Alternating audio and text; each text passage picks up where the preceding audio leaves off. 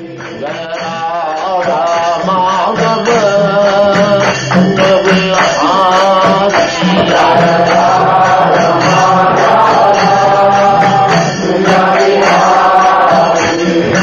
जी भगवान का इधर आकर के मनमना भव मद भक्त सब समय भगवान कहते थे हमारा विषय चिंतन करो।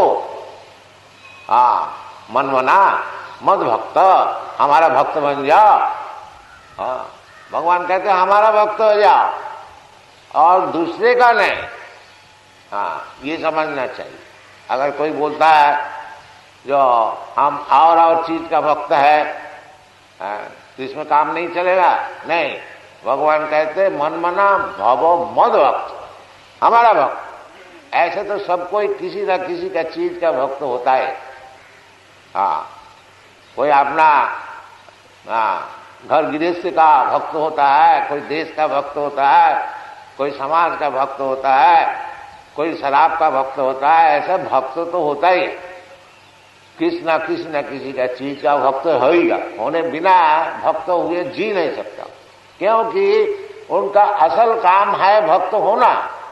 बाकी भगवान को भूल करके और सब जितने चीज है, आखिरी में कुत्ता का भी भक्त हो जाता है।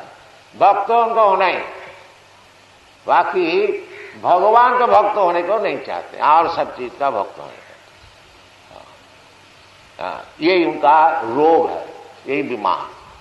इसलिए भगवान कहते हैं और जो सब भक्त होते हैं ये सब माया देवी झीसा गुणमयी ममो माया दुर्ग। तो माया उनको सुला देता है। अजी भगवान का क्यों भक्त हो गए? हमारा भक्त हो जाओ और सब देवता का भक्त हो जाओ। कांखंतम कर्मणांग सिद्धि जजंती यह देवता। और हम लोग सब फंस जाते हैं कर्मणांग सिद्धि और दूसरे देवता का पास जाने से बहुत जल्दी सिद्धि हो जाती है। वो क्या चीज का सिद्धि होती है? भौतिक वस्तु।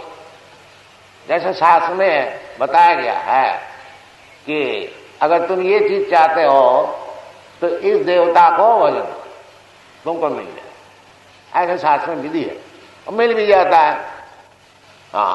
तो कांक्षंतम कर्मणांग सिद्ध जजंती यह देवता। ये जो सब देवता है ये भौतिक जगत का देवता। भगवान जो है वो भौतिक जगत का नहीं। जैसे शंकराचार्य बताया नारायण पर अभक्त्यात् अन्न संभव। नारायण जो है अभक्त जो महत्तत्व है उनसे परे है। तो ये सब जानते मोहित ना भी जाना उसी में मोहित होकर रहना चाहते, आगे बढ़ने को नहीं चाहता। ताकि भगवान का काम है। भगवान बताते हैं यदा यदा ही धर्मस्य ग्लानि भवति। जब आदमी धर्म को छोड़ देता है, धर्म का अर्थ होता है भगवत भक्त। भगवान आखिरी में यही बताएं सर्वधर्मान परित्यज्य मामेकं शरणं। कोई धर्म, ये जो भगवान बताते मामेव जब प्रबद्धम, यही असल धर्म है। और सब तात्कालिक भौतिक धर्म।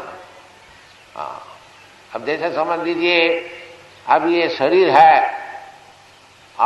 जब तक ये शरीर है हम लोग कहते हैं हम हिंदू है, हम मुसलमान हैं, हम क्रिश्चियन है, मैं ये धर्म को पालता हूं। जहां शरीर छोड़ दिया हमने तो भी हम समझ जाओ कुछ हो गया। ऐसी कुछ गारंटी नहीं है जो हमको मनुष्य शरीर ही मिलेगा, अपना कर्म का अनुसार हमको शरीर मिलेगा।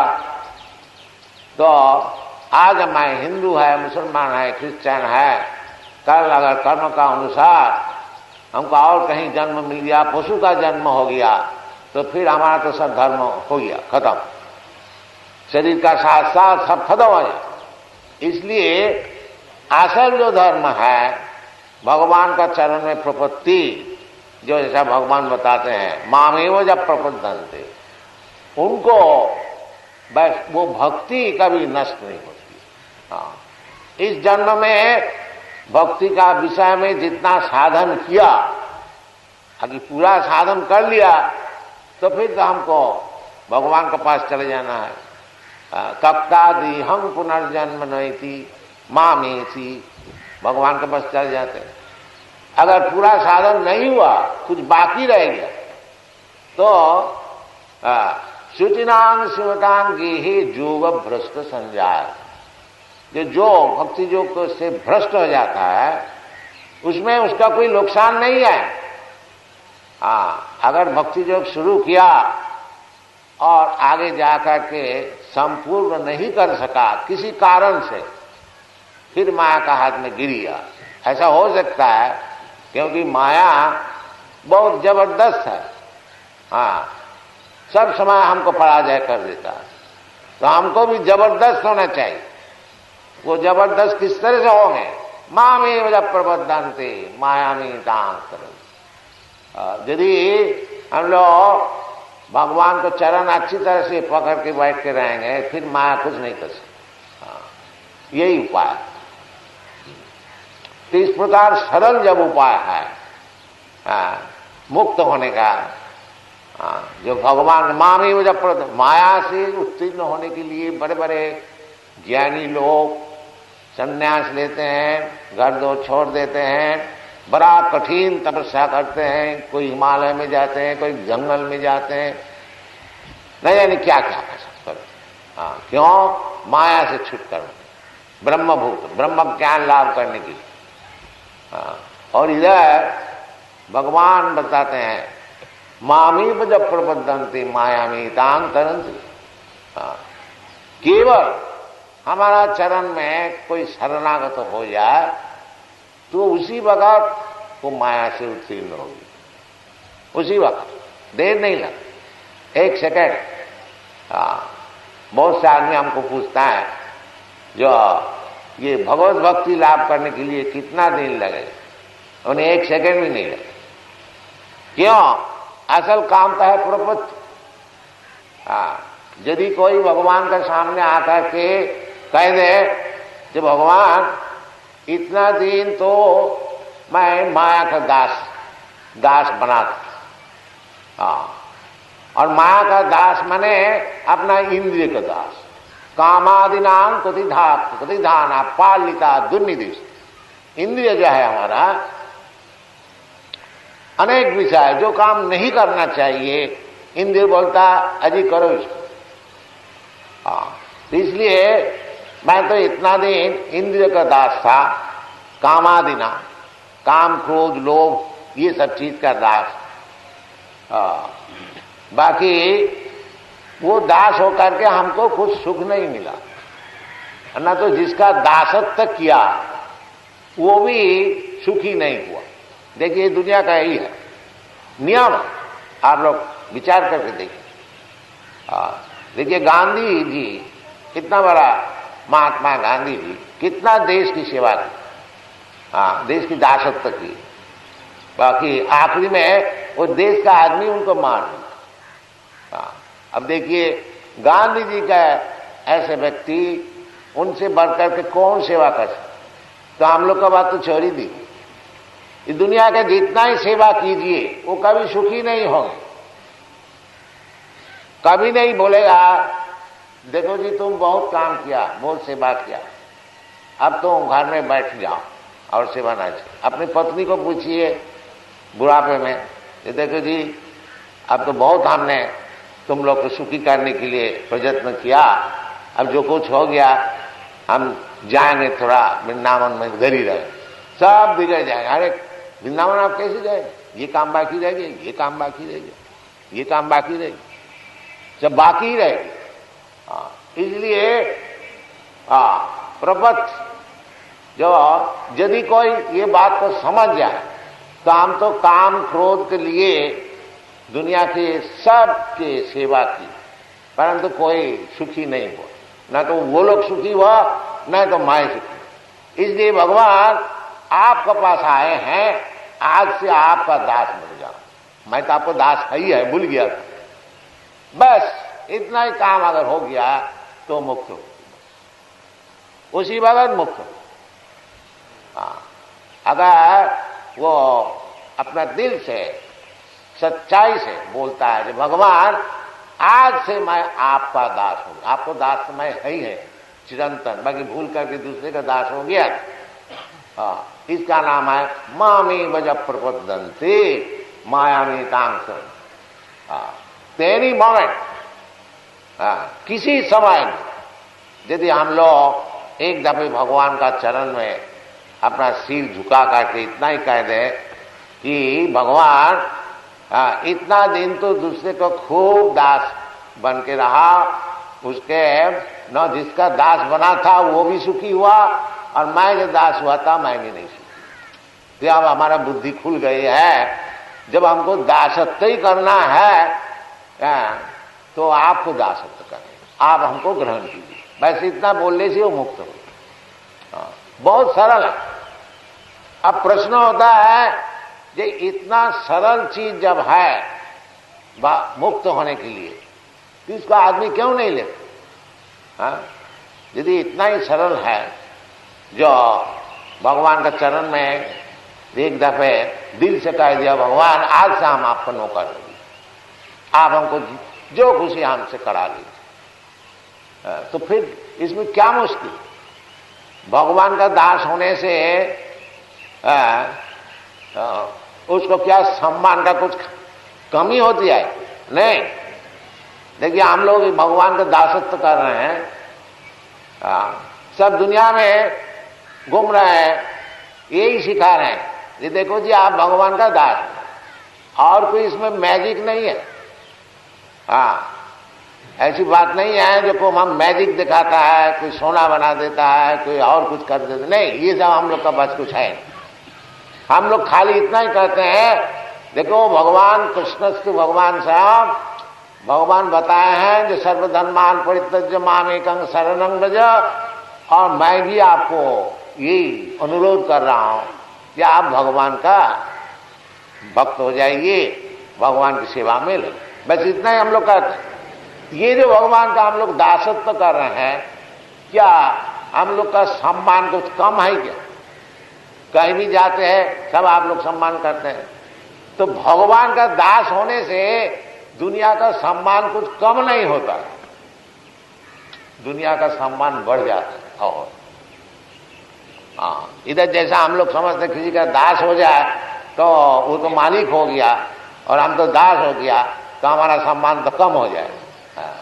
नहीं, भगवान को दास हो जाइए आपको सम्मान खूब बढ़ जाएगा और बढ़े। दैविद्धि सा गुणमयी मम माया दुर, बाकी वो नहीं होगा। माया इतना तगड़ी है, वो होने को नहीं, होने को नहीं।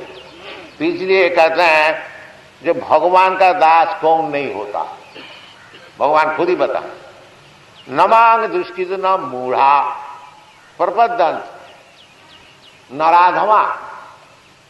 देखिए बड़ा उत्तम पदवी, कौन भगवान का दास होने को नहीं चाहता, उसको सब पर्याय बताया। बोलता है एक तो दुष्कृति न मांग दुष्कृति न, दुष्कृति का अर्थ होता है सब समय केवल पाप काम करता, उसका नाम है दुष्कृति। कृति, कृति का अर्थ होता है बड़ा मगजवाला, बड़ा बुद्धिमान, बाकी सब बुद्धि किस तरह से पाप करना है उसी में लगा। तो ये जो व्यक्ति है न मांग दुष्कृत न प्रबद्धन्ते, भगवान तो बोल दे जो हमारा चरण में प्रपत्ति करो उसी भगत मुक्त हो जाए, माया तुमको छोड़ दे। बाकी ये नहीं करे, क्यों? उसका कारण है जो सब समय पाप काम करता, दुष्कृत न। और कौन नहीं करता? मूढ़ा। इसका बड़े बड़े आचार्य लोग ये श्लोक का व्याख्यान बहुत लंबा चौड़ा किया है। उतना व्याख्यान आप लोग का सुनने का समय भी है नहीं और हमारा भी समय नहीं है, बाकी जहाँ तक है सरलता से आप लोग समझ लीजिए। तो दुष्कृति का अर्थ होता है जो सब समय पाप काम में लिप्त है। बस और एक मूढ़ा होता है। मूढ़ा का अर्थ होता है गधा। गधा क्यों क्या कहा जाता है? गधा की बुद्धि कम होती है।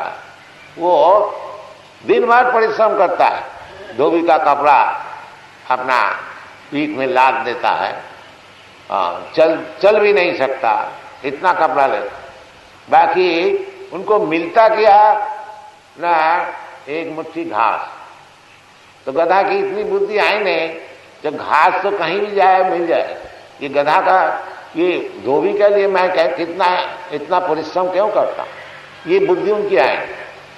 वो समझता धोबी हमको खाने को देता है, एक मुट्ठी घास ये हमको धोबी दे।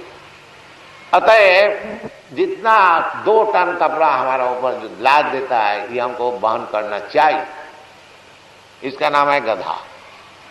तो साधारण कर्मी लोग है, रात दिन परिश्रम करते, सब पैसा खूब कमाता है, बाकी दूसरे के लिए। वही जैसा धोबी, वो खाता है 2 रोटी बस। ऐसी बात नहीं है कि 2 लाख रुपया आज हमने कमाया है तो हम आज सोना का रोटी बना के खाए। अरे सोना का रोटी नहीं खाया जाए तो रोटी खाए, गेहूं का रोटी खाने का। तो ये बुद्धि होनी चाहिए, जो हमको जब भगवान की कृपा से 2 रोटी मिल जाते हैं तो इतना क्यों हम परिश्रम करते। थोड़ा बहुत गृहस्थ के लिए हमको जो कुछ मिल जाता है उसी में संतोष करके बाकी समय भगवान की चर्चा क्यों नहीं। ये बुद्धि नहीं उनको खुले। उनको समय है, ये देखिए सवेरे इधर होता है, बाकी आदमी का समय होता नहीं आने के लिए। तो सब समय होता है, बाकी भगवान की कथा सुनने के लिए समय है। इसको शास्त्र में कहा है मूढ़ा। जो असल चीज है मनुष्य जीवन का, जो काम है, जो अपने को समझना, भगवान को समझना, भगवान से हमारा संपर्क क्या है, ये सब चीज समझना, अर्थात ब्रह्म जिज्ञासा, ये मनुष्य जीवन का काम है। भाई जिसको सब छोड़ दिया है, केवल गधा के ऐसे परिश्रम करते हैं और उसका फल क्या मिलता है? बैठ 2 रोटी। मूढ़ा नमांग प्रबद्धन्ते दुष्कृत नाम मूढ़ा। और कौन है? नमांग दुष्कृत नाम मूढ़ा प्रबद्धन्ते नराधमा।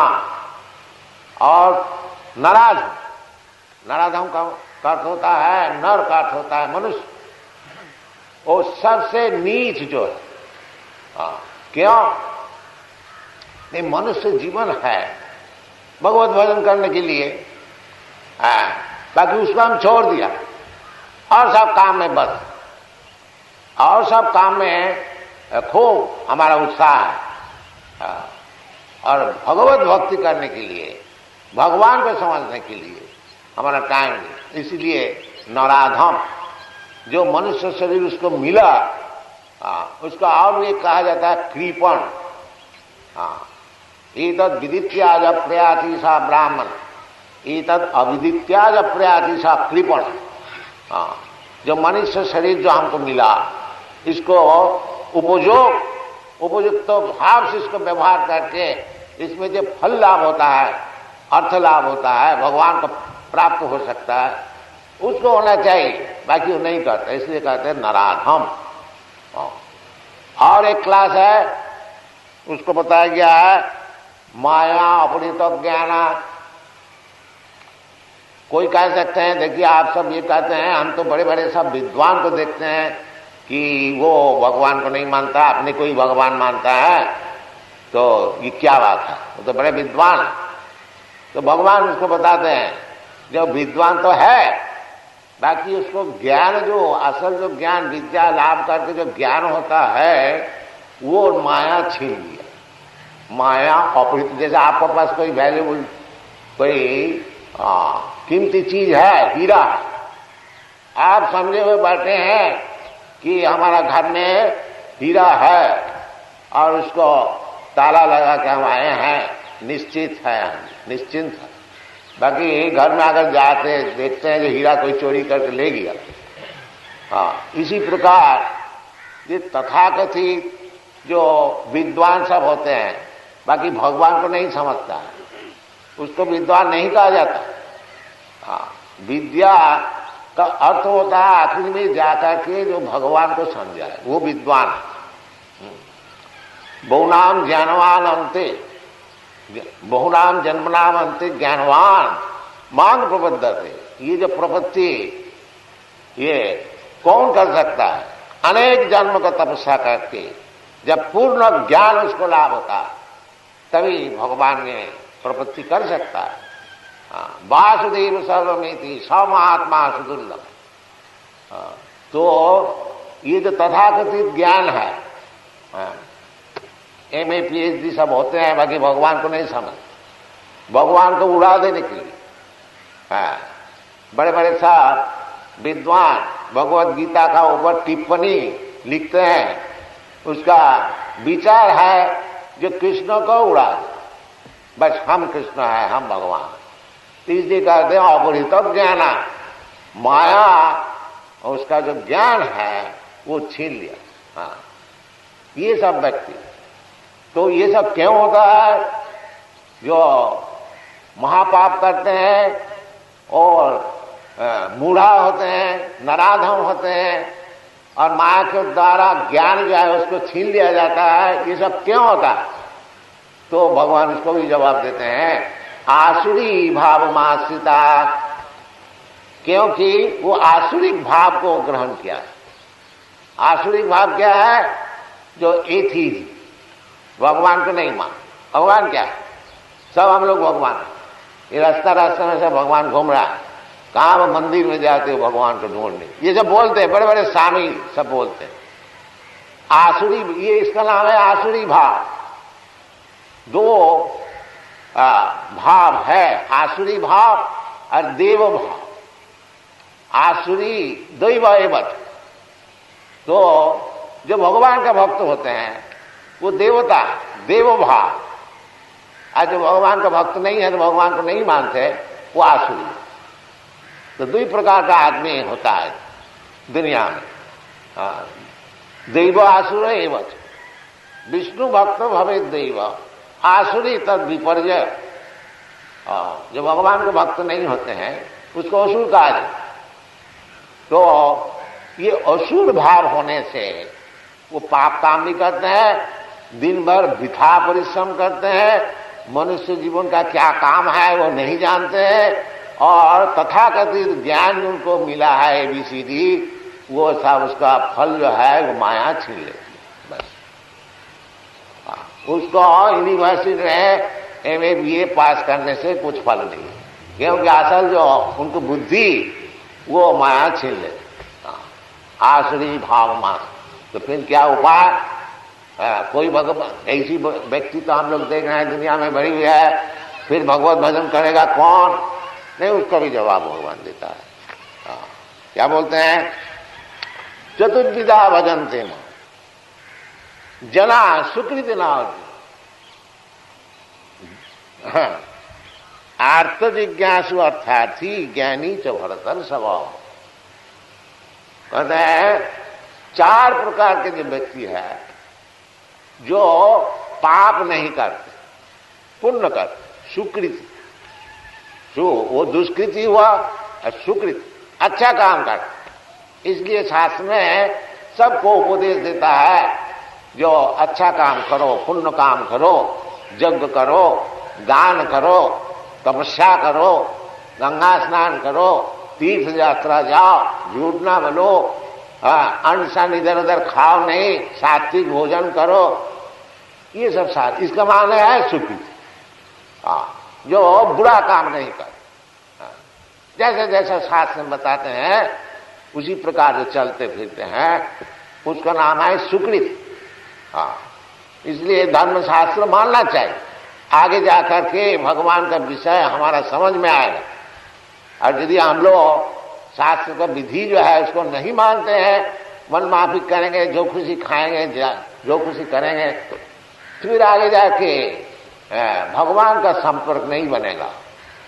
और भगवान का संपर्क नहीं बनने से वो ही 84 लाख जोनी में भ्रमण करने पड़ेगा। हाँ, कभी जल का जानवर, कभी चूटी, कभी हाथी, कभी देवता, कभी मनुष्य, कभी राक्षस, ये सब। हाँ, कभी ब्रह्मा और कभी मल का कीट, ये सब जन्म मृत्यु जरा व्याधि, इसमें फंस जाने पड़ेगा। इसलिए शास्त्र ने बताया है पुण्य कार्य करो, अच्छा काम करो। अच्छा काम करने से चित्त शुद्धि, और चित्त शुद्धि होने से फिर भगवान को भी समझ में आएगा, जीवन सफल हो जाएगा, स्वीकृति। तो कलियुग में मनुष्य इतना पतित है कि ये शास्त्र का विधि अनुसार जो अच्छी काम है वो नहीं कर सकते। मंद्यास मंद मत, उनकी बुद्धि सब मंद हो गया और मत भी मंद हो गया। मंद्यास मंद मत, मंद भाग्या, और भाग्य भी खराब है। कोई अगर चाहता भी है कि हम भगवान का भजन करेंगे, तो कहीं फंस जाता है, कोई राक्षस बोल देता है जो हम भगवान है, उसमें फंस जाता है, मंद भाग्या। तो ये कलियुग का यही सब असुविधाएं है। इसलिए कलियुग में शास्त्र विधान दिया है जो इधर का मनुष्य अत्यंत पतित है, ये सब साधन भजन खुद नहीं कर सकेंगे, इसको एक ही चीज दिया जाए। क्या चीज? हरे नाम हरे नाम हरे नाम इव केवलम कलो नास्ति नास्ति नास्ति गतिरन्यथा। कलियुग में वो जो जगद्दान तपक्रिया, ये सब हो नहीं सकेगा, वो सब आदमी सब बिगड़ी। इसलिए 3 दफे कहा कलो नास्ति नास्ति गतिरन्यथा। और भी सब गतिविधि सब है शास्त्र में, यज्ञ करो, दान करो, तपस्या करो, ये सब हो नहीं सकेगा, आदमी इतना पतित हो गया। फिर क्या किया जाए? हरे नाम हरे नाम हरे नाम इव केवलम, केवल सब समान। हरे कृष्ण कृष्ण कृष्ण हरे हरे, हरे राम राम राम। इसको जब देखिए इसका फल हो रहा। ये जो पाश्चात्य देशीय सब लड़के हमारे साथ है, देखिए एक हरि नाम करने के लिए, और जैसे जैसे हम बताते हैं उसको ठीक पालन करते हैं, देखिए कैसा ये लोग आगे बढ़ते। ये कलियुग का एकमात्र औषधि, भवौषधि, हरे नाम हरे नाम। Thank you, Hare Hare Krishna Krishna Krishna Hare Hare, Hare Ram